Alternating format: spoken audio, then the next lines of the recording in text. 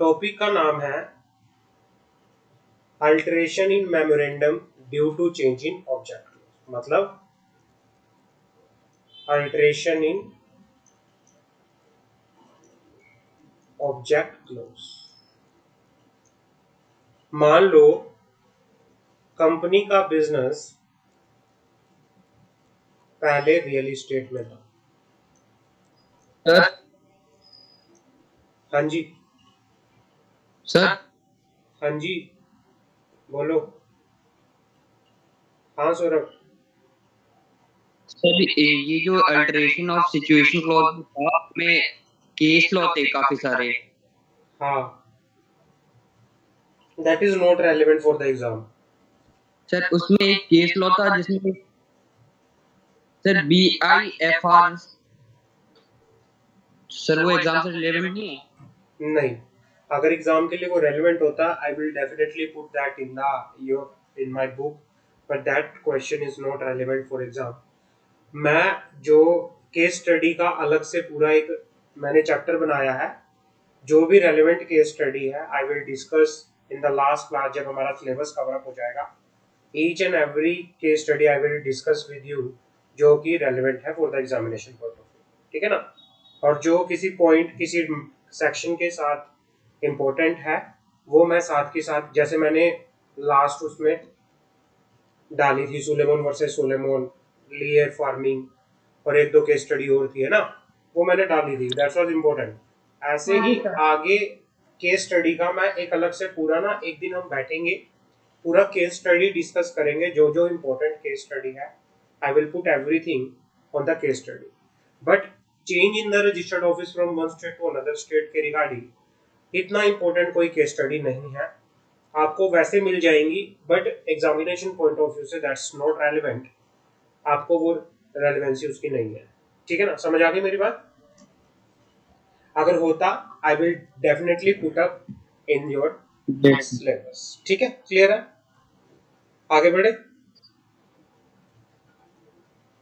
ठीक है सर। हाँ, जी सर। जो भी Yes. केस स्टडी है लास्ट में मैं आपको सारी अलग से, क्योंकि केस स्टडी को करवाने में पता है क्या है, एक बार मैं आपसे केस स्टडी में डिस्कशन करने लगूंगा तो काफी टाइम वेस्ट होगा हमारा, क्योंकि उसमें पूरा डिस्कशन की जरूरत होती है केस स्टडी को पूरा डिस्कस करने के लिए।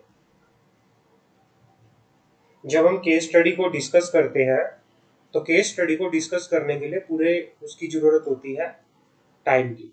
तो मैं सोच रहा हूँ सबसे लास्ट में एक बार जब हमारा सिलेबस हो जाएगा एक एक केस स्टडी को हम आराम से जो भी आपके एग्जामिनेशन पॉइंट ऑफ के लिए इम्पोर्टेंट है हम सारा डिस्कस करेंगे उसके अंदर, ठीक है, समझ आ गई मेरी बात? Yes sir. चलो, अब हमारा टॉपिक शुरू होता है alteration in the object clause, change in the object close. Company का बिजनेस पहले रियल एस्टेट का था, लेकिन कंपनी अब अपना बिजनेस जो है, कंपनी अब अपना बिजनेस क्या कर रही है, चेंज कर रही है। अब वो अपना बिजनेस मान लो किसी दूसरे किसी इंटीरियर डिजाइनर या किसी आर्किटेक्ट बिजनेस में जाना चाहती है।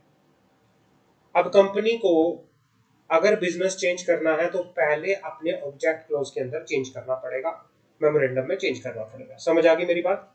सिर्फ कंपनी वही बिजनेस कर सकती है जो उसके मेमोरेंडम के अंदर बताया गया है। समझ आ गई? क्लियर है? इसके लिए आपका जो सेक्शन है, Yes sir. सेक्शन आपका बता रखा है section 13 sub section 8 and section 13 sub section 9। हम एक एक स्टेप बिल्कुल सेम है, काफी सारा सेम है जो हमने ऊपर पढ़ा था वही। सबसे पहले हम इशू करेंगे नोटिस ऑफ बोर्ड मीटिंग। 7 दिन पहले नोटिस एजेंडा के साथ भेजा जाएगा बोर्ड मीटिंग का, या फिर अगर ज्यादा अर्जेंसी हो आप शॉर्टर नोटिस भी भेज सकते हो, आज 7 दिन के कम टाइम का भी नोटिस भेज सकते हो। आप मीटिंग से एक दिन पहले भी नोटिस भेज सकते हो अगर बहुत अर्जेंट मैटर है तो, कि आपको ऑन द स्पॉट अपने मेमोरेंडम में चेंज करना है। तो आप हर एक डायरेक्टर को किस चीज के लिए, ऑब्जेक्ट क्लोज को चेंज करने के रिगार्डिंग जो बोर्ड मीटिंग आप करना चाहते हो उसके रिगार्डिंग क्या करोगे, नोटिस भेजोगे। और बोर्ड मीटिंग का नोटिस कितने दिन पहले भेजा जाता है, 7 day 7 days. Before the meeting. पहला पॉइंट समझ आ गया?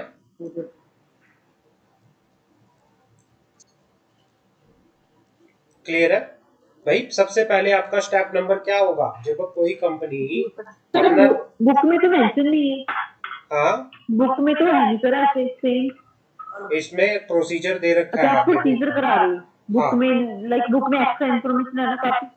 बुक में काफी चीजें ठीक एक्स्ट्रा है। है जो मैंने नहीं रखी। I only took for the purpose of examination, that's it.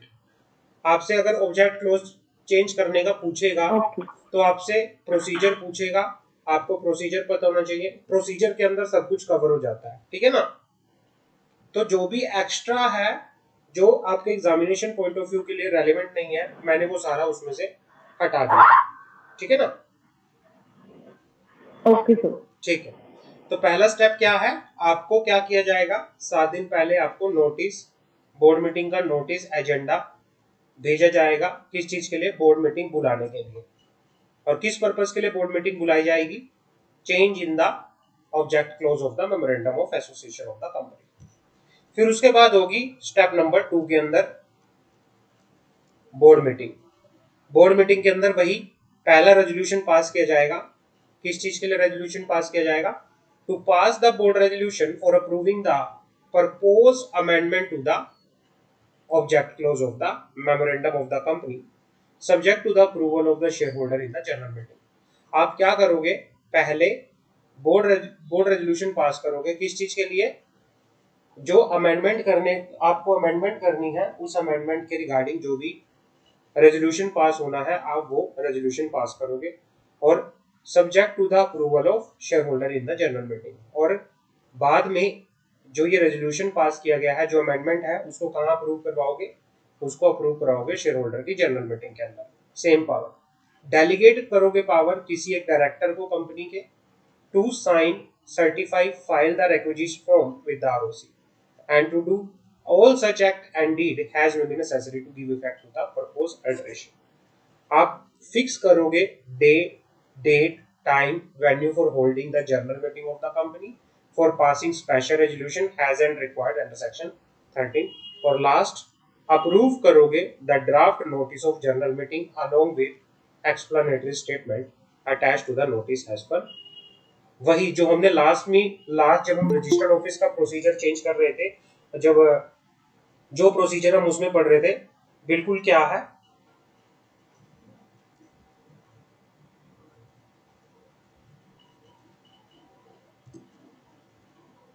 बिल्कुल क्या है? सिमिलर प्रोसीजर है।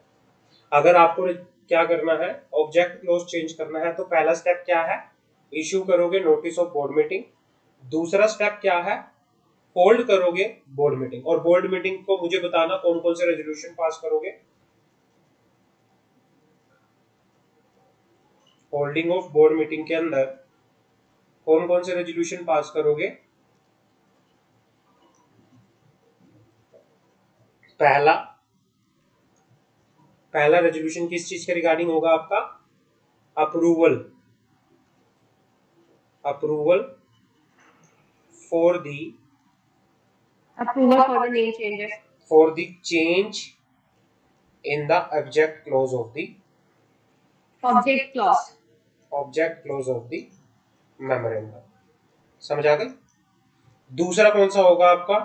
आप दूसरा डेलीगेट करोगे पावर। कंपनी किसको डेलीगेट करोगे? डेलीगेट जी sir. Power to the director of the company. किसी डायरेक्टर को किस चीज के लिए? To sign the document, to certify the document. One director of the company कि भाई आप जो भी डॉक्यूमेंट की जरूरत है अल्टरेशन करने के लिए ऑब्जेक्ट क्लोज को, उसके लिए आपको कौन कौन से डॉक्यूमेंट साइन करने हैं, सर्टिफाई करने हैं, वो भी आप देखोगे। तीसरा आप क्या करोगे? कौन सा रेजोल्यूशन पास करोगे? To fix the fix date time, venue for holding general meeting, for passing special resolution. और लास्ट अप्रूव करोगे notice of general meeting along with explanatory statement. अब ये एक्सप्लेनेटरी स्टेटमेंट क्या होती है?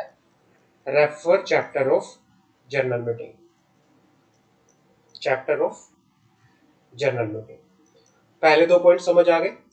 अगर किसी कंपनी को अपना बिजनेस चेंज करना है, पहले कंपनी का बिजनेस मान लो रियल एस्टेट का था, जी सर। अब कंपनी वो बिजनेस चेंज करके मान लो कोई दूसरा बिजनेस करना चाहती है, कोई आर्किटेक्ट का बिजनेस करना चाहती है, कोई दूसरे सेक्टर में बिजनेस करना चाहती है, तो उसके लिए पूरा आपको पहले अपने मेमोरेंडम ऑफ एसोसिएशन के अंदर चेंज करना पड़ेगा, और उसका भी प्रोसीजर वही होता है जो हमने ऊपर थोड़ा पढ़ा।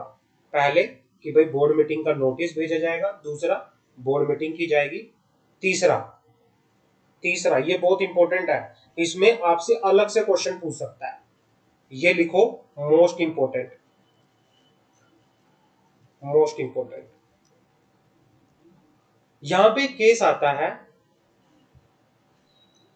अगर कंपनी ने मान लो रिलायंस ने शेयर इशू किए, शेयर इशू किए, रिलायंस ने पब्लिक से शेयर इशू करके 100 करोड़ रुपए रेज किए, और रिलायंस ने बोला कि भाई हम इन 100 करोड़ रुपए को एक प्रोजेक्ट में लगा रहे हैं, प्रोजेक्ट के बारे में आपको बताया कि भाई इस सेक्टर में हम क्या कर रहे हैं, काम करेंगे, और बहुत आने वाले टाइम में बहुत प्रॉफिट होगा, तो आपको भी काफी सारा प्रॉफिट होगा। लेकिन क्या हुआ, बाद में रिलायंस ने क्या किया, पैसे रेज करने के बाद रिलायंस ने ऑब्जेक्ट चेंज कर दिया। जिस पर्पस के लिए आपसे पैसे लिए थे, मान लो रिलायंस ने आपसे पैसे लिए थे कोई बड़ा प्रोजेक्ट लगाने के लिए, किसी कम्युनिकेशन सेक्टर में, किसी किसी दूसरे सेक्टर में, बट अब क्या है, पैसे ले लिए, लेकिन अब रिलायंस ने क्या किया, अपना ऑब्जेक्ट चेंज कर लिया, अब पैसे किसी दूसरे काम में लगा दिया रिलायंस। अब क्या वो कर सकती है ऐसा? तो वो सिचुएशन होती है if money raise through, sir वो तो अल्ट्रा वाइज हो गया ना। अब क्या, अब मैं आपको बताता हूं कि भाई देखो, अब प्रोसीजर में तो आ रहा है वो चीजें, अब पहले तो पूछना पड़ेगा ना। अब चलो ठीक है, उसने बिना बिना चेंज किए ऑब्जेक्ट क्लोज को वो कर दिया, दूसरा ऑब्जेक्ट कर लिया, काम कर लिया, वो तो अल्ट्रा वायरस हो गया, ठीक है ना। लेकिन वो क्या कर रही है, स्टेप ले रही है, वो अपना ऑब्जेक्ट क्लोज पहले चेंज करेगी, लेकिन शेयर होल्डर को तो हो सकता है ना, ऑब्जेक्शन हो सकती है हाँ शेयर जी। होल्डर को कि भाई यार ऐसा कैसे हो सकता है, ऐसा हाँ कैसे जी। कंपनी चेंज कर सकती है, हमसे तो ये बोल के पैसे लिए हाँ थे, जी। हमने तो ये सोचा था कि कंपनी को प्रॉफिट ज्यादा होगा तभी हमने पैसे लगाए, लेकिन कंपनी अब तो उस सेक्टर में पैसा लगा ही नहीं रही है ना। अब तो, और सबको डर लगेगा कि शायद हमारा पैसा ना डूब जाए।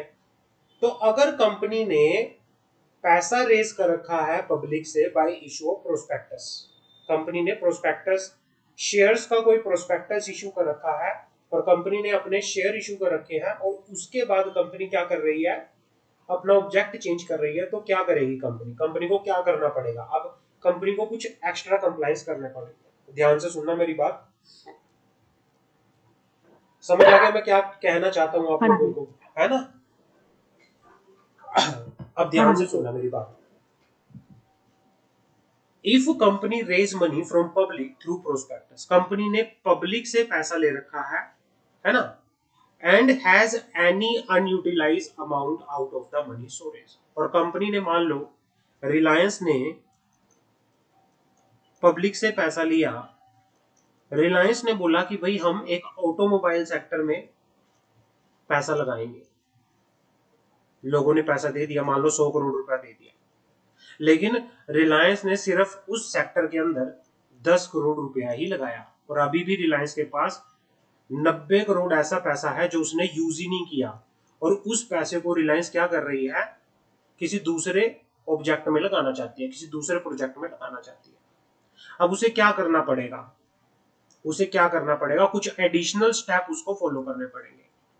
पहला, pass special resolution for alteration of object clause और memorandum of association by the postal ballot only. इस तरह का रेजोल्यूशन, एक तो अगर कंपनी नॉर्मल अपना ऑब्जेक्ट क्लोज चेंज कर रही है तो जर्नल मीटिंग के अंदर रेजोल्यूशन पास होगा, लेकिन अगर कंपनी ने अपना ऑब्जेक्ट चेंज कर रही है और कंपनी ने पैसा रेज कर रखा था बाय इशू ऑफ प्रोस्पेक्टस और वो पैसा पब्लिक से रेज कर रखा था, फिर कंपनी स्पेशल रेजोल्यूशन पास करेगी किस चीज के लिए? Alteration of object clause of memorandum of association by postal ballot. अब ये पोस्टल बैलेट क्या होता है, इसको रेफर करेंगे, refer chapter of general meeting. ये भी एक तरह से तरीका होता है जर्नल मीटिंग करने का, लेकिन आपको सिर्फ पोस्टल बैलेट के द्वारा ही जर्नल मीटिंग कराई जानी पड़ेगी। समझ आ गई मेरी बात? ये भी तरीका होता है जर्नल मीटिंग करने का पोस्टल बैलेट के थ्रू। पोस्टल बैलेट के थ्रू सर कैसे होती है जर्नल मीटिंग? पोस्टल बैलेट क्या होता है, एक तरह से जैसे आप वोट करते हो ना, वोट करने जाते हो, क्या होता है? हाँ जी, हाँ जी, है ना, वोट करने जाते हो। जैसे वोटिंग, हाँ। पहले क्या होता था, आपको एक वो वोट पे ठप्पा लगा के और आप उसमें बॉक्स में डाल देते ना पोस्टल बैलेट के अंदर, है ना। पहले ये नहीं होता था कि आपने एक डब्बे से के अंदर अपनी चिट डाल दी। उसी तरीके की पोस्टल बैलेट वोटिंग होती है। इसको प्रॉपरली आप अच्छे से पढ़ोगे, refer chapter of general meeting. क्या होता है, बॉक्स रख दिए जाते हैं। तो हम ऑलरेडी रेजोल्यूशन पास कर रहे हैं ना, उसमें हमें ऑलरेडी 75% वोट मिल है। हाँ नहीं, लेकिन इसमें आपका देखो तो जो वे होता है वोटिंग करने का, एक वे होता है, मैं बताता हूं आपको। जो वो जर्नल मीटिंग होती है वो शो ऑफ हैंड होती है। Show off hand, show off hand का मतलब क्या होता है, अगर आपको अप्रूवल है तो आप अपना हाथ ऊपर करोगे, अगर आपको कोई वो है तो आप अपना हाथ ऊपर नहीं उठाओगे। एक वो नॉर्मल जर्नल मीटिंग जो होती है वो बाय शो ऑफ हैंड होती है। शो ऑफ हैंड, आपसे पूछा गया कि भाई कंपनी अपना ऑब्जेक्ट क्लोज चेंज करना चाहती है, आपको कोई ऑब्जेक्शन है या नहीं है। अगर आपको कोई ऑब्जेक्शन नहीं है तो आप अपना ऊपर हाथ ऊपर उठा दोगे, अगर आपको ऑब्जेक्शन है तो आप अपना हाथ ऊपर उठाओ लेंगे। समझ आ गई? आप अप्रूवल कहते देते हो हाथ ऊपर करके कि भाई मुझे कोई दिक्कत नहीं है। लेकिन पोस्टल बैलेट क्या होता है, इसका मतलब होता है वन पर्सन वन वोट। लेकिन जब पोल के थ्रू वोट होना शुरू हो जाती है, पोस्टल बैलेट के थ्रू वोट होना शुरू हो जाती है, तो वहां पर मीनिंग आता है वन शेयर वन वोट। आपके पास अगर 5000 शेयर हैं तो आप 5000 बार वोट कर सकते हो। समझ आ गई मेरी बात? लेकिन शो ऑफ हैंड के अंदर, नॉर्मल मीटिंग के अंदर क्या होता है, एक पर्सन सिर्फ एक वोट कर सकता है। ये फीलिंग होता है इसका। अब जैसे अगर आपने पैसा रेज कर रखा है ना, प्रोस्पेक्टस इशू करके, तो फिर स्पेशल रेजोल्यूशन पोस्टल बैलेट के थ्रू होगा। समझ आ गई मेरी बात यहां तक?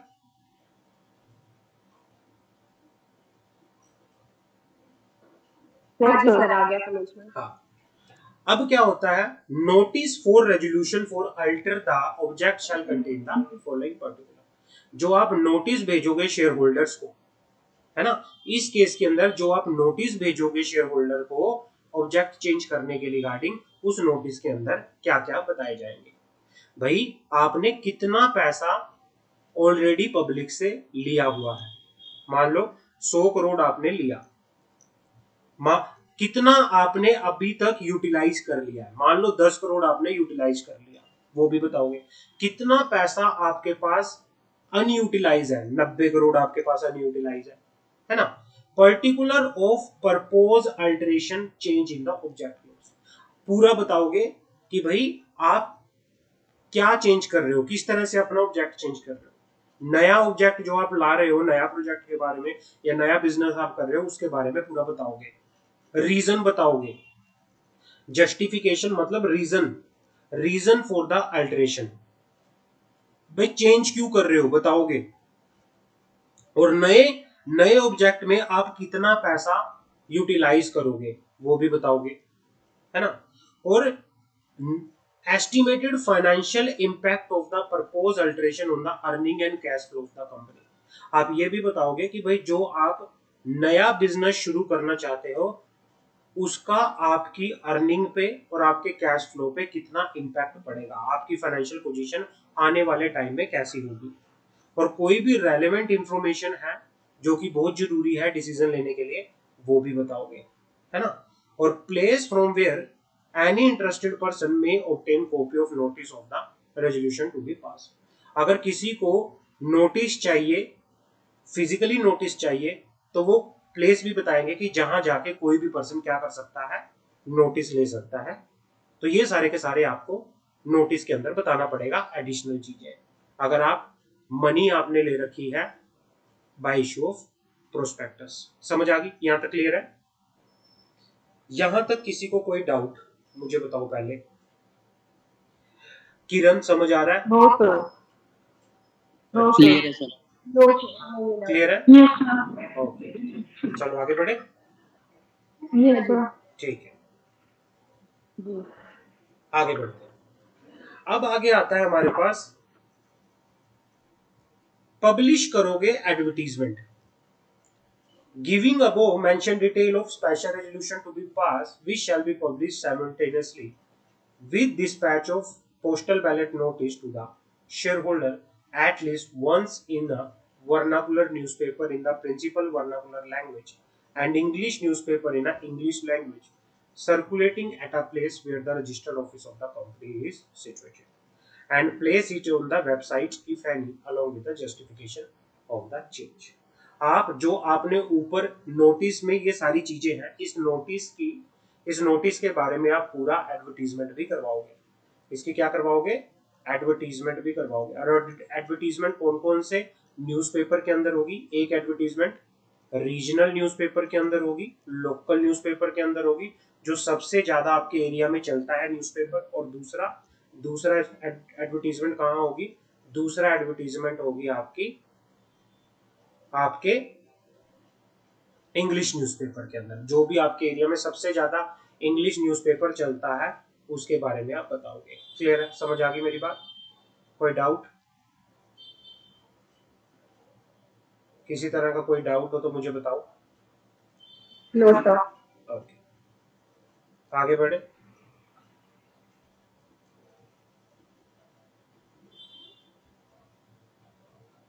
सर। हाँ जी, सर। हाँ हाँ बताओ सौरभ। सर इसमें ऐसा है क्या, जब जब हम मेमोरेंडम में चेंज करेंगे तब तब हमें न्यूज़पेपर में नोटिस जारी करना पड़ेगा?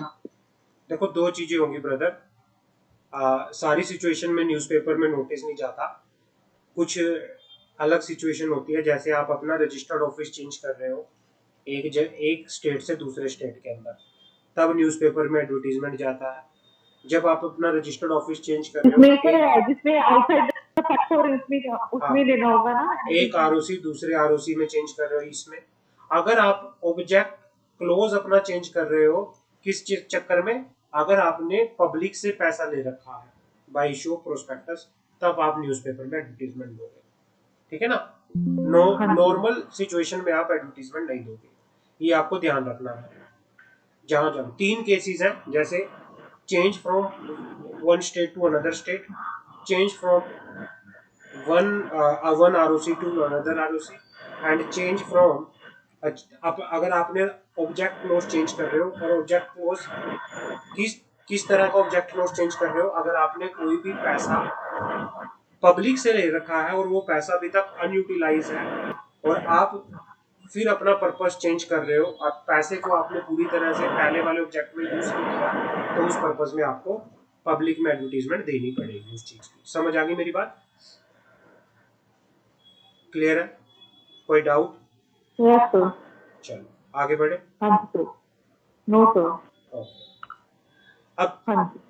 उसके बाद क्या होता है, जिनको भी, अब मान लो कई शेयर होल्डर ऐसे हो सकते हैं कि भाई नहीं, आपने तो हमसे ये बोल के पैसा लिया था कि भाई आप तो ऑटोमोबाइल सेक्टर के अंदर पैसा लगाओगे, लेकिन अब तो पैसा आप उसमें लगा ही नहीं रहे, तो हमें हमारा पैसा दो।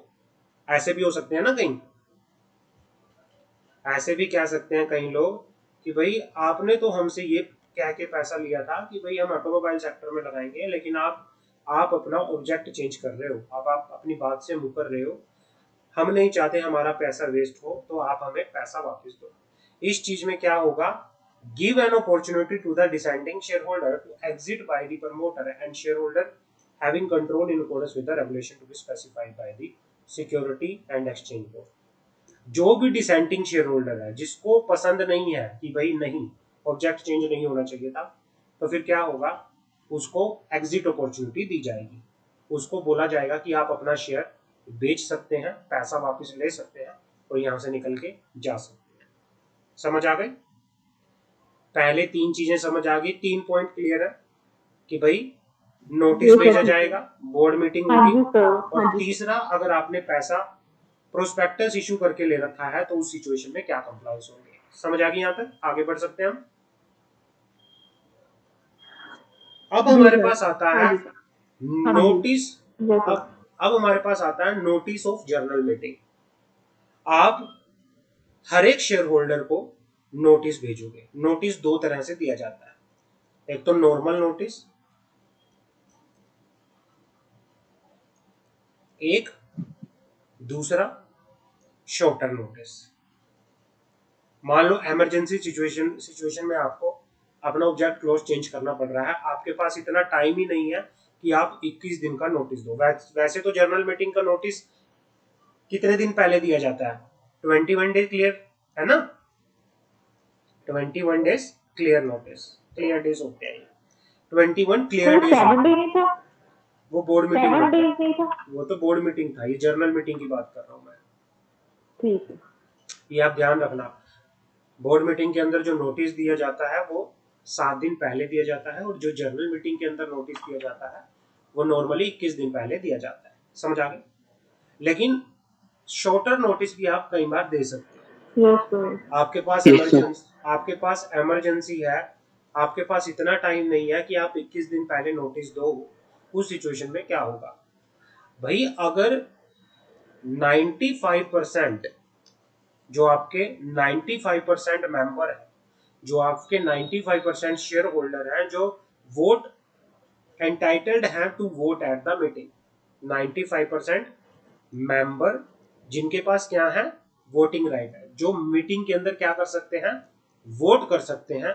आप अगर वो राइटिंग के अंदर अपनी कंसेंट दे दें, 95 कर सकते हैं कि भाई वो क्या कह दे, आपको बोला गया, वैसे तो कितने दिन पहले आपको नोटिस देना पड़ता है, जनरल मीटिंग का नोटिस वैसे आपको 21 डेज पहले। अब क्या है, ऐसी सिचुएशन अराइज हो गई कि भाई आपको इमरजेंसी में मीटिंग करनी पड़ रही है, आपके पास इतना टाइम नहीं है कि आप नोटिस दो। आपको मान लो 1 हफ्ते पहले नोटिस देना पड़ रहा है, और क्या हो सकता है कि कई लोग इस चीज को ऑब्जेक्ट करें कि नहीं, लॉ में तो लिखा है कि 21 दिन पहले देना है और आप हमें 7 दिन पहले दे रहे हो।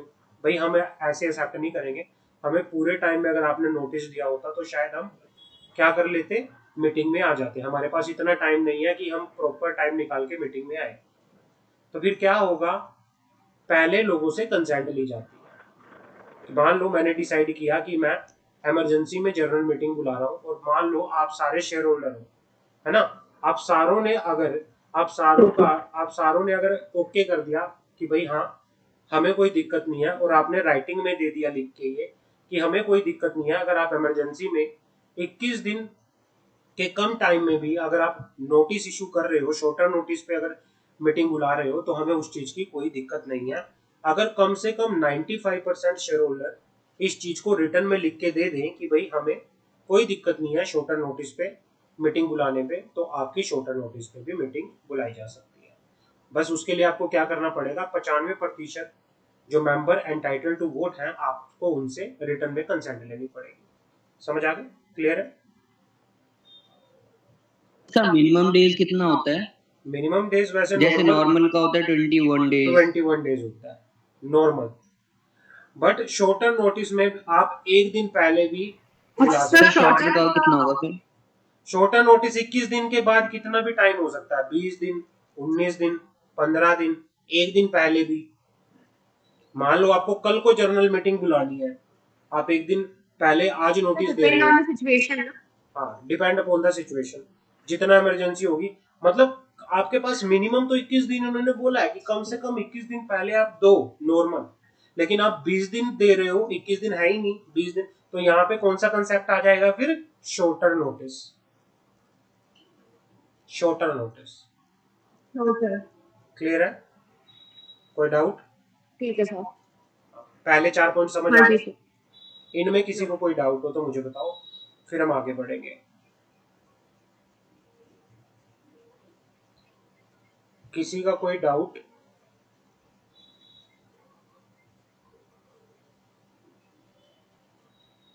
नो सर, नहीं है। चलो, फिर नो जर्नल सर। मीटिंग। फिर क्या होगा? No sir, general, clear. हाँ, फिर क्या होगा? जर्नल मीटिंग बुलाई जाएगी। Journal meeting. जर्नल मीटिंग कैसे बुलाई जाती है? 2 तरीके होते हैं। एक तो normal journal meeting. Normal journal sir meeting. हाँ जी। सर सर आपकी आवाज ब्रेक हो रही है बीच में।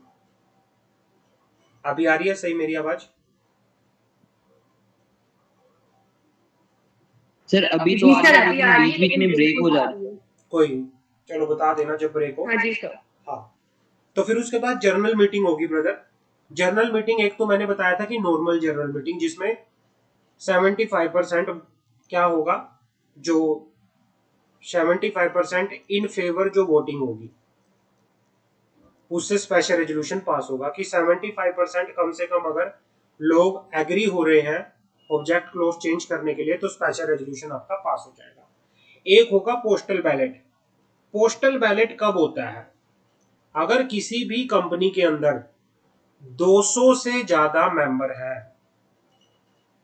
किसी कंपनी के अंदर 200 से ज्यादा शेयर होल्डर है, तो उस केस में, और कंपनी ने अगर पब्लिक से पैसा ले रखा है, किस चीज के लिए? कोई भी प्रोस्पेक्टस इशू करके पब्लिक से पैसा ले रखा है और अभी भी कंपनी के पास वो अनयूटिलाइज अमाउंट पड़ा हुआ है, तो उन सिचुएशन में पोस्टल बैलेट से भी स्पेशल रेजोल्यूशन पास किया जा सकता है। समझ आ गई मेरी बात? 2 सिचुएशन होती है। पहला, अगर कंपनी के नंबर ऑफ मेंबर 200 से ज्यादा हो, या फिर कंपनी ने कोई प्रोस्पेक्टस इशू करके पब्लिक से पैसा लिया हुआ है और पैसा अभी तक अनयूटिलाइज है, जिस प्रोजेक्ट में लगाना चाहिए था कंपनी ने अभी तक नहीं लगाया, तो उस सिचुएशन में स्पेशल रेजोल्यूशन आप कैसे पास करोगे? कैसे पास करोगे?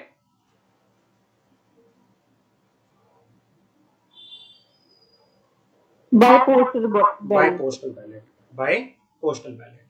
क्लियर है? यहां तक किसी का डाउट हो मुझे बताएं। ठीक है। यहां तक किसी का डाउट हो मुझे नो बताओ। सर, नहीं है। क्लियर देन है यहाँ तक। वी कैन मूव, हम आगे जा सकते हैं। Sir, no sir. सर, वो एक जनरल मीटिंग दोबारा से। हाँ, मैं जर्नल मीटिंग दोबारा से बता देता हूँ। क्या होगा, जब एक बार आप नोटिस भेज देते हो, नोटिस भेजने के बाद फिर जर्नल मीटिंग होती है। अब मैंने ऊपर डिस्कस किया था कि भाई नो मैंने ऊपर डिस्कस किया था कि आपकी मीटिंग 2 तरीके से हो सकती है। 2 सिचुएशन हो सकती है। अगर कंपनी ने मान लो प्रोस्पेक्टस इशू करके पैसा नहीं लिया होता, तो कैसे जर्नल मीटिंग कैसे करते मुझे बताओगे? अगर कंपनी ने प्रोस्पेक्टस इशू करके पैसा नहीं लिया होता तो कैसे फिर हम करते? हाँ जी।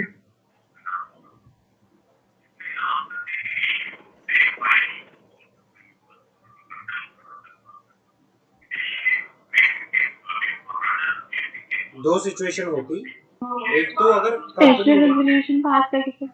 हाँ, तो उस सिचुएशन में क्या होता, स्पेशल रेजोल्यूशन पास करना पड़ता, और 3/4 मतलब 75% मेजोरिटी जो है अगर वो एग्री होती तो स्पेशल रेजोल्यूशन पास होता। हम अगर 75% वोटिंग फेवर आ जाए तो वहां पे स्पेशल रेजोल्यूशन पास होता है जनरली। अगर कंपनी ने कोई प्रोस्पेक्टस इशू करके पैसा रेज किया होता और वो अमाउंट अभी भी अनयूटिलाइज है, फिर आप किसके थ्रू स्पेशल रेजोल्यूशन पास करते? पोस्टल बैलेट के थ्रू।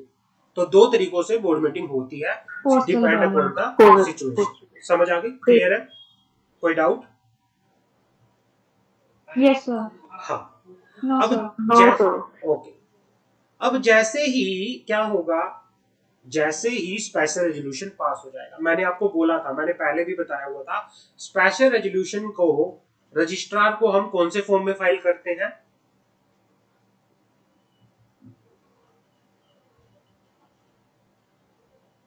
MGT 14। Form MGT 14। जैसे ही स्पेशल रेजोल्यूशन पास होगा, उस स्पेशल रेजोल्यूशन की कॉपी आप रजिस्ट्रार ऑफ कंपनी को फॉर्म नंबर MGT 14 के अंदर 30 दिन के अंदर अंदर फाइल करोगे।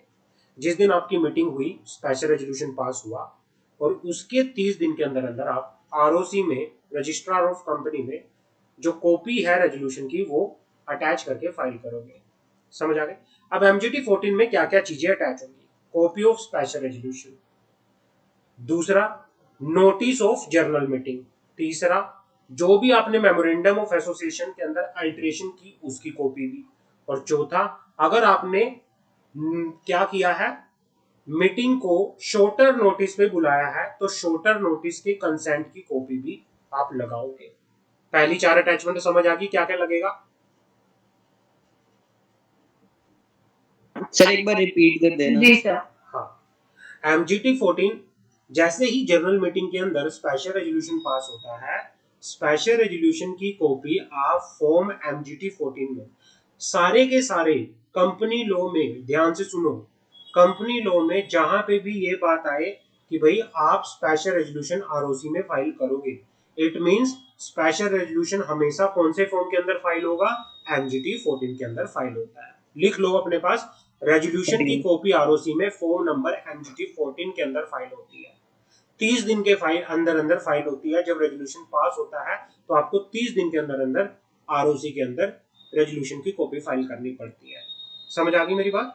और MGT 14 में आप कौन कौन सी अटैचमेंट लगाओगे? पहला, जो आपने जर्नल मीटिंग के अंदर स्पेशल रेजोल्यूशन पास किया उसकी कॉपी, दूसरा जर्नल मीटिंग का नोटिस उसकी कॉपी, तीसरा जो आपने मेमोरेंडम ऑफ एसोसिएशन में अल्टरेशन की उसकी कॉपी, और चौथा अगर आपने शॉर्टर नोटिस कंसेंट से मीटिंग को बुलाया है तो जो शॉर्टर नोटिस की कंसेंट आपने मेंबर से ली है उनकी कॉपी भी लगाओगे। और कोई भी दूसरी इंपॉर्टेंट अटैचमेंट जो आपको लगती है वो भी आप लगा के यहाँ पर चलोगे। उसके बाद क्या होगा, ROC प्रॉपरली सारा चेक करेगा और उसके बाद आपके फॉर्म को अप्रूव है करेगा। वो तो ऑप्शनल है। क्लियर है? वो ऑप्शनल अटैचमेंट में आता है, ये ऑप्शनल है, कोई भी दूसरी चीज, any other important attachment. Clear है? एनी अदर अटैचमेंट हमेशा ऑप्शनल में आती है। ये सारी आपकी हो सकता है मैंडेटरी अटैचमेंट हो। क्लियर है? समझ आ गई? Hello sir. सर ये एफ पॉइंट बता दे एक बार, आवाज कट गई आपकी।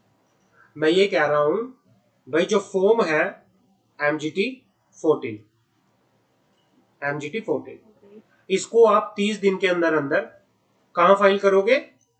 ROC में फाइल करोगे। ROC में जब फाइल करोगे, इसके साथ आप क्या क्या अटैचमेंट लगाओगे?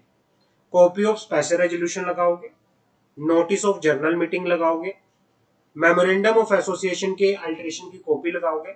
अगर आपने शॉर्टर नोटिस पे मीटिंग को बुलाया है तो शॉर्टर नोटिस की कंसेंट भी लगाओगे।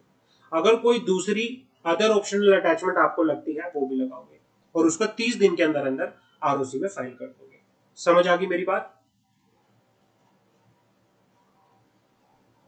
जी सर ठीक है। तो यहाँ पे आपका object sir. Close, alteration in object close आपका खत्म होता है। अल्टरेशन इन ऑब्जेक्ट क्लोज में किसी भी बच्चे का कोई डाउट हो तो मुझे बताओ।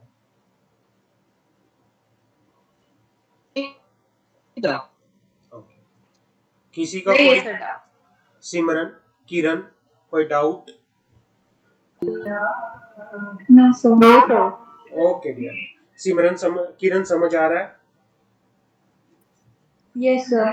चलिए, अभी तक जितना पढ़ा, कोई डाउट किसी चीज में कि सर मुझे ये पॉइंट नहीं समझ आया? आई कैन अंडरस्टैंड कि आप बीच से आए हो थोड़ा सा, तो शायद कनेक्टिविटी में टाइम लगे। अगर कनेक्ट कर रहे हो तो बहुत अच्छी बात है।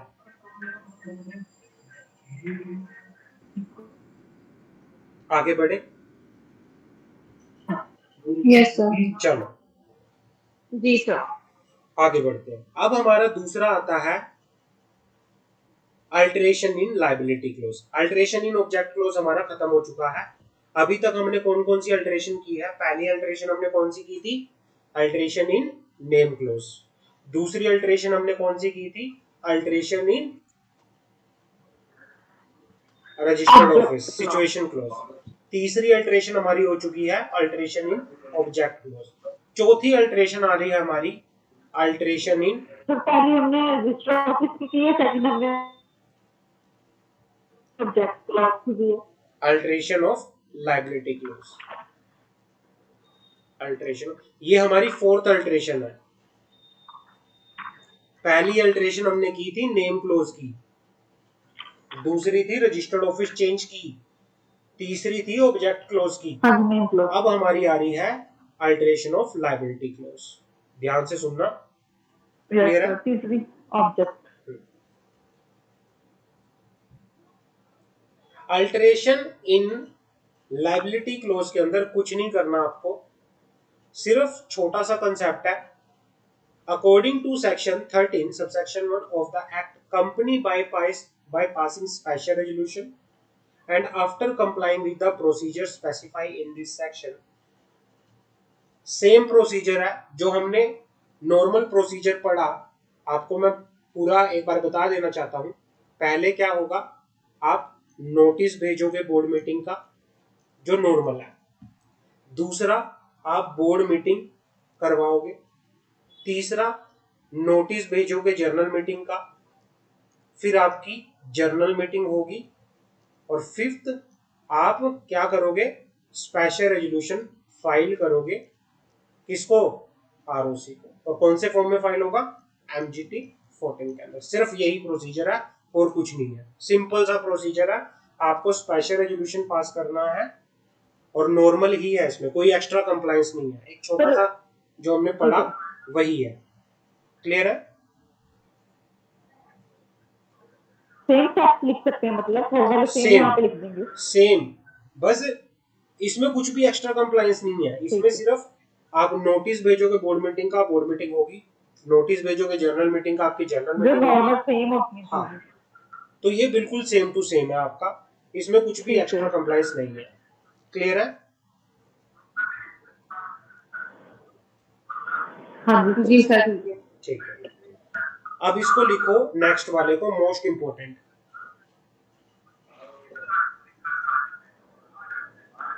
Alteration of capital close, most important.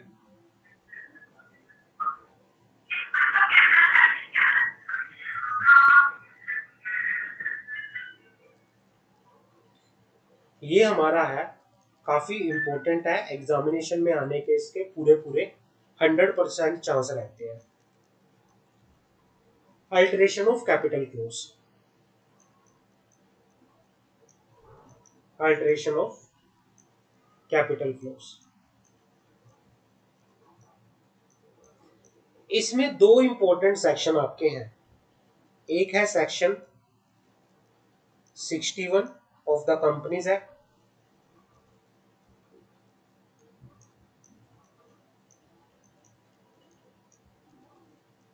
एक है section 64 of the companies act. ये आपके दो सेक्शन है। जो सेक्शन 64 है उसको लिखो रिडक्शन, जो आपका 64 सेक्शन है उसको लिखो reduction of share capital, reduction of share capital. Section 61 जो आपका है alteration of share capital, alteration.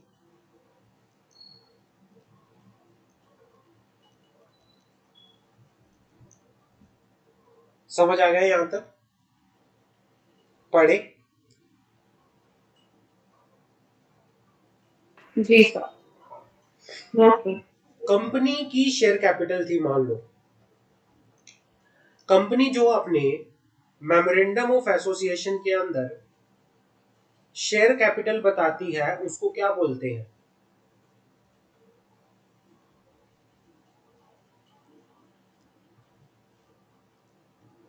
Company sir उसमें ऑथराइज किसी कंपनी को अथॉरिटी है। हाँ, कंपनी के एमओए के अंदर जो कैपिटल क्लोज में अमाउंट मेंशन होता है उसको क्या बोला जाता है? ऑथोराइज शेयर कैपिटल, यही बोला जाता है ऑथोराइज शेयर कैपिटल। इसको maximum capital of the company भी बोलते हैं। Share capital, authorised share capital. Maximum capital of the company ये होता है, इसका जी मतलब सर। ये होता है कि कंपनी इससे ज्यादा पैसा पब्लिक से रेज नहीं कर सकती, है ना। अगर कंपनी को इससे ज्यादा पैसा पब्लिक से लेना है तो कंपनी को क्या करना पड़ेगा? मान लो तो 10 चेंज करना पड़ेगा। 10 करोड़ की अथोराइज शेयर कैपिटल थी। सर आपकी वॉइस क्या आ रही है? सिमरन, आपको मेरी वॉइस सही आ रही है? हाँ जी सर आ रही है मुझे तो। किरण आपको? सौरभ, आ रही है मेरी वॉइस? यस सर आ रही है। हाँ। मंशा? Yes sir. सर अभी आ रही है, वो आप बोलते बोलते ना बीच में से कट रही है, बस अच्छा, थोड़ी रुक जाती है फिर एकदम आ जाती है। ठीक। थोड़ा सा आपकी तरफ भी नेटवर्क इशू हो सकता है क्योंकि थोड़ा डिस्टरबेंस मंशा की हमेशा रहती है, शायद आपकी तरफ भी जी सर। नेटवर्क इशू हो, ठीक है ना। एक ऐसा स्पेस देखो अपने घर की तरफ जहां पे नेटवर्क प्रॉपर रहता है आपका, सो दैट की फ्लक्चुएशन ना रहे, है ना। ठीक है सर। हाँ, चलो जी सर। अभी क्या है, ऑथोराइज कैपिटल मान लो आपके मेमोरेंडम के अंदर थी 10 करोड़ की, आप पब्लिक से पैसा लेना चाहते हो 15 करोड़ का, क्या आप ले सकते हो?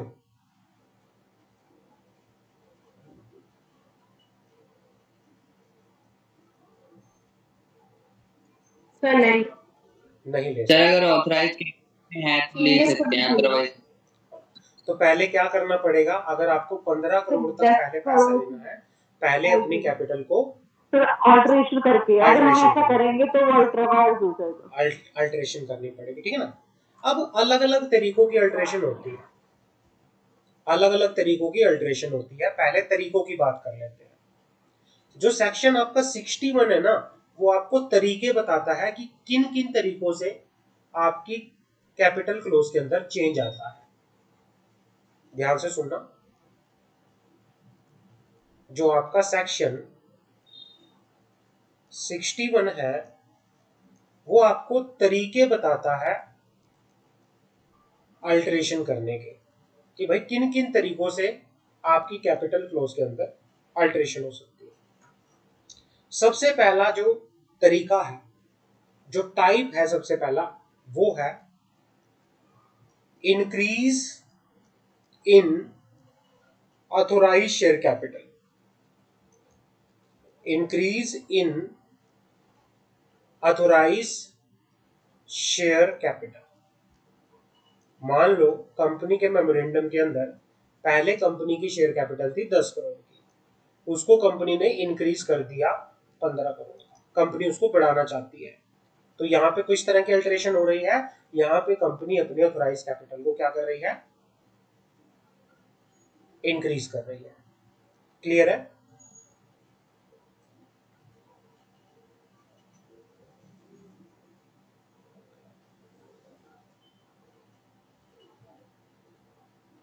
क्लियर है? समझ आ गए? जी सर क्लियर है। हाँ। दूसरा पॉइंट आता है कंसोलिडेशन एंड डिवीजन। दूसरा आता है कंसोलिडेशन एंड डिवीजन। इसका मतलब क्या होता है? Consolidate and divide all or any of its share capital into share of larger amount than it is existing share। मान लो कंपनी क्या कर रही है, कंपनी के अलग अलग क्लास के क्या थे? शेयर थे। मान लो कोई इक्विटी शेयर ए क्लास का था, कोई इक्विटी शेयर बी क्लास का था, कोई इक्विटी शेयर सी क्लास का था। इन्होंने सारी क्लास के शेयर को क्या कर दिया?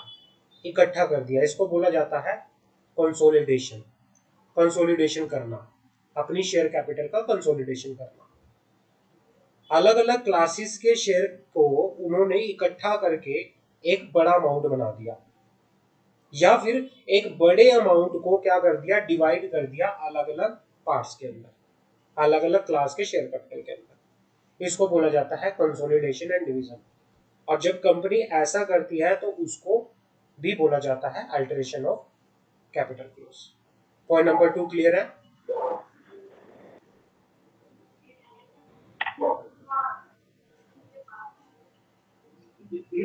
जी सर थर्ड पॉइंट, इकट्ठे कर देना। convert all or any of its fully paid up share into stock or reconvert that stock into fully paid up share of the any denomination। ये कहना चाह रहा है कि भाई कंपनी के जो फुली पेड अप शेयर थे, फुली पेड अप, कंपनी ने उन शेयर्स का स्टॉक बना दिया, एक स्टॉक।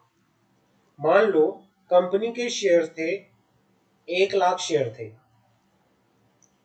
10 रुपए के, तो कंपनी ने अपने फुली पेड अप शेयर का सिर्फ एक ही स्टॉक बना दिया जिसमें लिखा कि मेरे एक स्टॉक की वैल्यू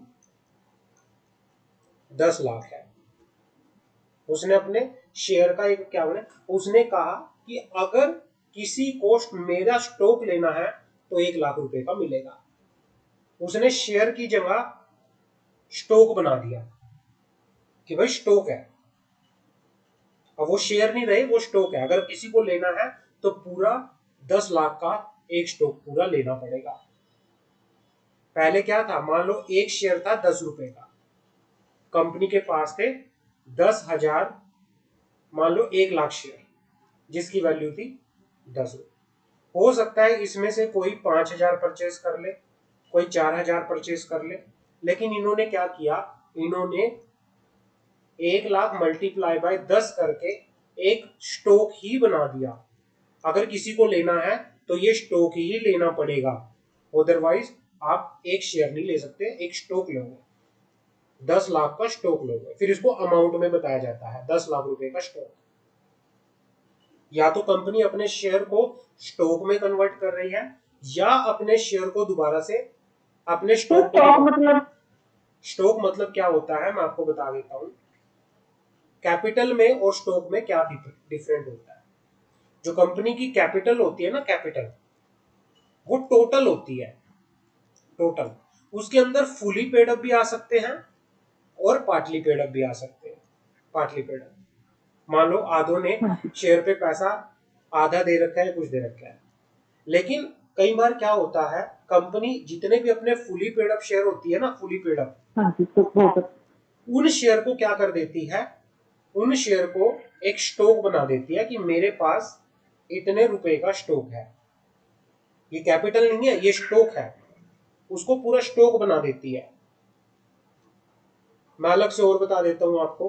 मान लो कंपनी के पास अलग अलग क्लासेस के शेयर है, A B C D E F. हाँ सर ये अल्ट्रा वाइड नहीं है कि शेयर्स को स्टॉक में कन्वर्ट करना। अल्ट्रा वायरस कहां से है? अब बिना परमिशन शेयर होल्डर के अपने स्टॉक को अरे नहीं होगा, तरीका बता रहा हूँ ना। तो सर मतलब इसके लिए शेयर होल्डर की परमिशन होनी चाहिए, वो शेयर। सुनो सुनो सुनो सुनो मेरी बात सुनो। अभी तक तो मैं प्रोसीजर पे आया ही नहीं हूँ, अभी तो मैं आपको तरीके बता रहा हूँ कि किन किन तरीकों से आपके अल्टरेशन हो सकते हैं कैपिटल क्लोज। वो तो अल्टरेशन कर ही रहे हैं, अल्टरेशन तो कर रहे हैं। हाँ, अभी मैं आपको बता रहा हूँ कि किन किन तरह से हो सकती है। अभी मैं ये थोड़ी बता रहा हूँ कि आपको कि कैसे हो सकता है, आपको क्या प्रोसीजर फॉलो करना पड़ेगा। प्रोसीजर तो मैं भी आगे बताऊंगा आप लोगों को, अभी सिर्फ मैं आपको ये बता रहा हूँ कि आपका कैपिटल क्लोज किन किन तरीकों से चेंज हो सकता है। समझ आ गई मेरी बात? हाँ ठीक है, आपने अगर प्रोसीजर फॉलो नहीं किया, आप कंपनी अपनी मर्जी से कर रही है, अल्ट्रा वायरस है, लेकिन प्रोसीजर तो हमें पढ़ना है ना कि अभी प्रोसीजर नहीं पढ़ा हमने अभी मैं सिर्फ आप लोगों को टाइप बता रहा हूँ, ठीक है ना। सर आपकी बात रुक रही है।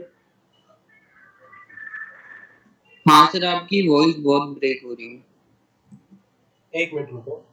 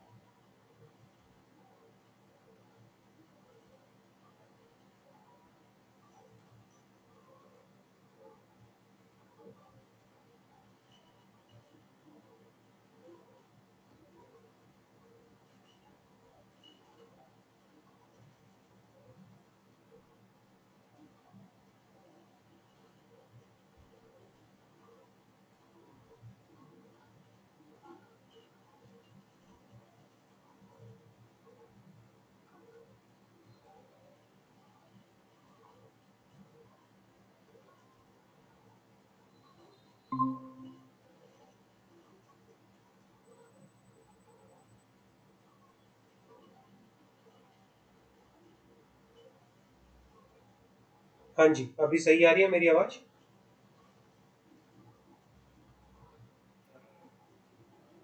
जी सर आ रही। Okay, yes sir. चलो, यहाँ तक मैं आपको समझ आया जो मैं बताना चाह रहा हूँ आप लोगों को?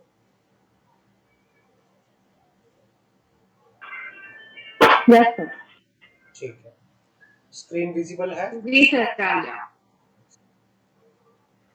हाँ जी सर। ठीक है।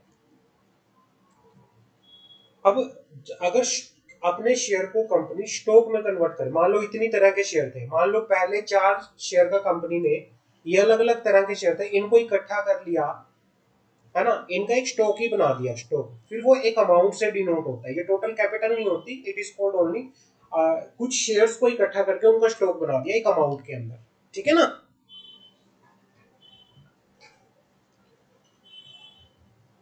जी सर ठीक है। हाँ, सब डिवाइड इट इज शेयर, या फिर कंपनी क्या कर रही है, सब डिवाइड कर रही है, subdivide it is share और any of them into share of smaller amount than is fixed by the memorandum. मतलब क्या हो रहा है कि भाई पहले कंपनी ने क्या किया था, क्या हुआ था, कंपनी ने जो वैल्यू रखी थी शेयर की वो 100 रुपए की रखी थी, बट क्या कर रही है अब कंपनी, उनका अमाउंट कम कर रही है, अब वो शेयर कर रही है कंपनी मान लो 50 रुपए का, अगर उसकी सब डिवीजन कर रही है शेयर का, तो वो भी क्या होगा, अल्टरेशन ऑफ कैपिटल क्लोज होगा। और चौथा, कैंसलेशन ऑफ शेयर। तो पहला पहला अल्टरेशन कौन सी होती है, पहला टाइप्स ऑफ अल्टरेशन क्या है, increase in authorised share capital. दूसरा टाइप ऑफ अल्टरेशन क्या है, consolidation and subdivision, consolidation and division. तीसरा क्या है, कन्वर्ट शेयर इनटू स्टॉक। चौथा क्या है, सब डिवीजन। और लास्ट क्या है, कैंसलेशन, कैंसलेशन। समझ आ गया types of alteration of capital close? Clear है? जी सर। हाँ, ये होते हाँ हैं जी अलग सर। अलग टाइप। इन सारों के बारे में जब आप proper chapter number 60 section number 61 पे आओगे, इनके बारे में प्रॉपर यहाँ पढ़ोगे। लेकिन जो सबसे नॉर्मली चीज होती है, नॉर्मल प्रोसीजर जो सबसे ज्यादा होता है, वो होता है increase it is authorise share capital. क्योंकि अथोराइज शेयर कैपिटल ही किसमें होती है, मेमोरेंडम के अंदर होती है। अगर अथोराइज शेयर कैपिटल के अंदर चेंज हुआ है तो आपको मेमोरेंडम में चेंज करना पड़ेगा। अब जब हम मेमोरेंडम में चेंज होता है तो वहां पे अल्टरेशन के प्रोविजन लगते हैं प्रॉपरली, और फिर आपको प्रॉपर फॉलो करना पड़ेगा। बात कर लेते हैं पूरी की पूरी प्रोसीजर क्या होगा अगर कंपनी अपनी अथोराइज शेयर कैपिटल को चेंज कर रही है, इंक्रीज कर रही है, तो उसका प्रोसीजर क्या होगा, ध्यान से सुनना।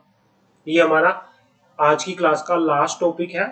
नेक्स्ट क्लास में ये चैप्टर हमारा फिनिश होगा, और इसको बड़ा ध्यान से सुनना, ठीक है? समझ आ गई?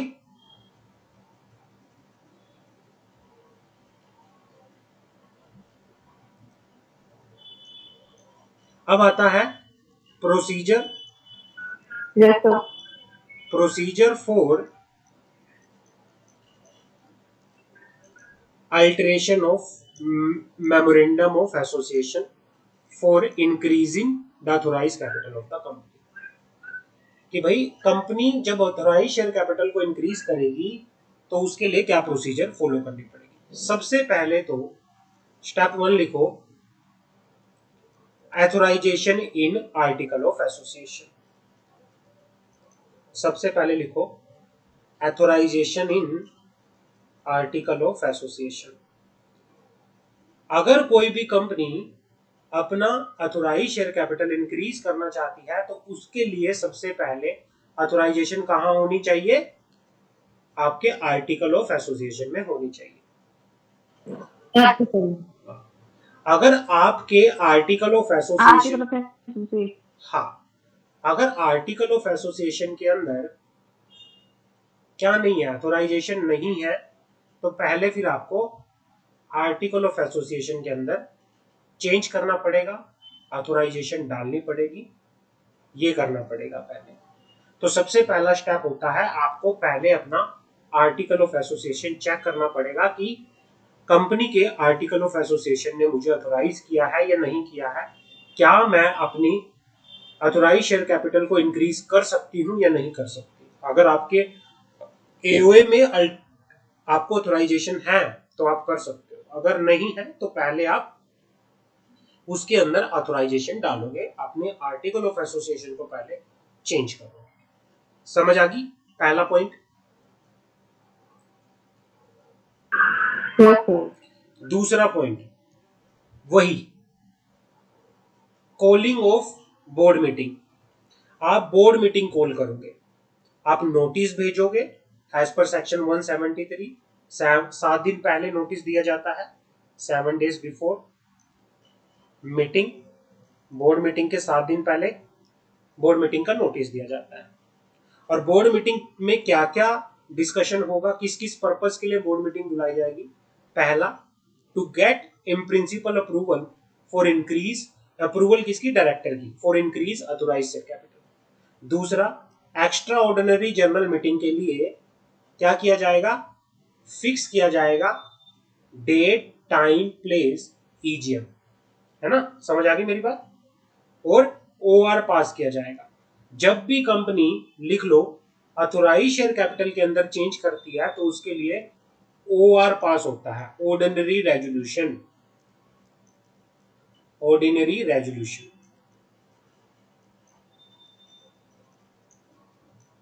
मैंने बताया था आप लोगों को 3 तरह के रेजोल्यूशन होते हैं जनरल मीटिंग के अंदर।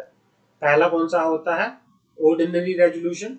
दूसरा कौन सा होता है, स्पेशल रेजोल्यूशन। तीसरा कौन सा होता है, यूनानिमस रेजोल्यूशन। ऑर्डिनरी रेजोल्यूशन में कम से कम आपको कितनी वोटिंग चाहिए, वोटिंग इन फेवर कितनी चाहिए,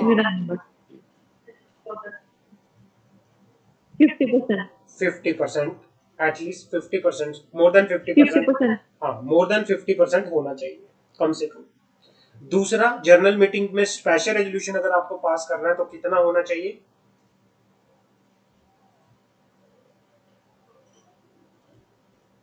95%। किसने बोला, सर 95%। किसने बोला, मंशा आप हो? No sir, it's me Kiran. No sir.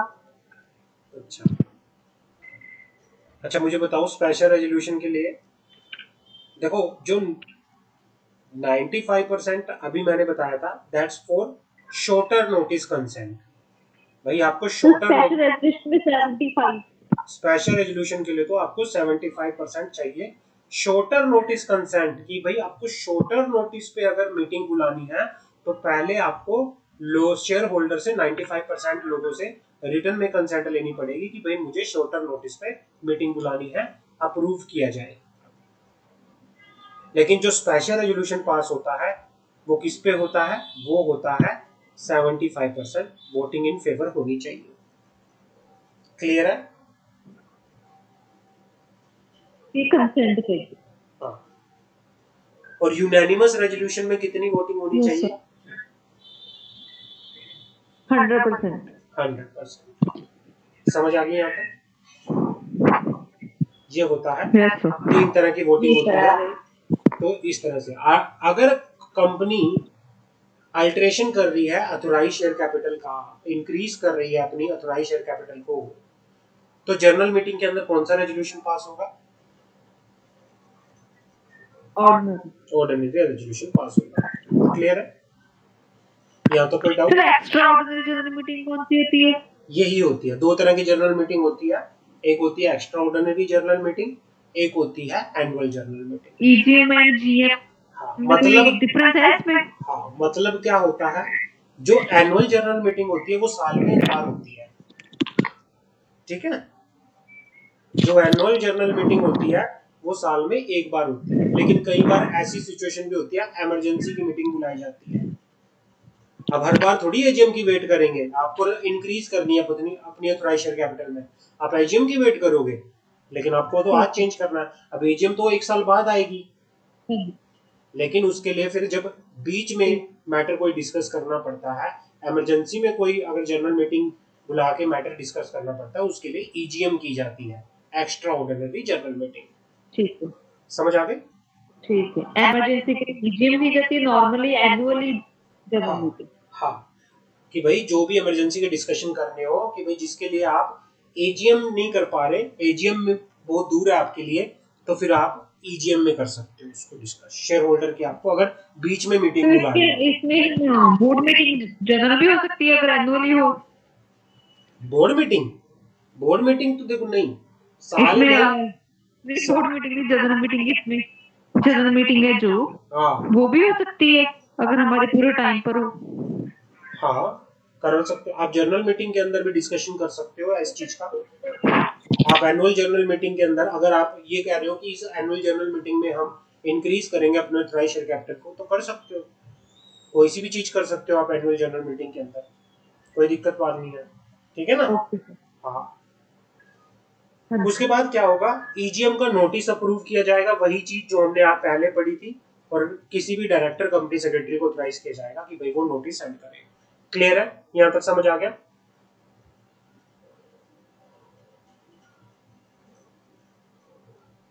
Ji sir. हाँ फिर नोटिस भेजा जाएगा ईजीएम का सभी मेंबर्स को, जो मेंबर मर चुके हैं उनके लीगल रिप्रेजेंटेटिव को, सबको भेजा जाएगा, डायरेक्टर को भी भेजा जाएगा, ऑडिटर को भी भेजा जाएगा।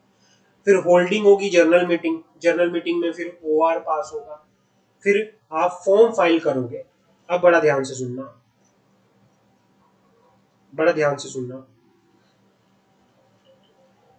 जब भी लिखो, जब भी कंपनी की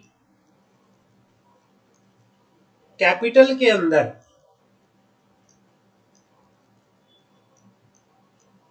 चेंज होता है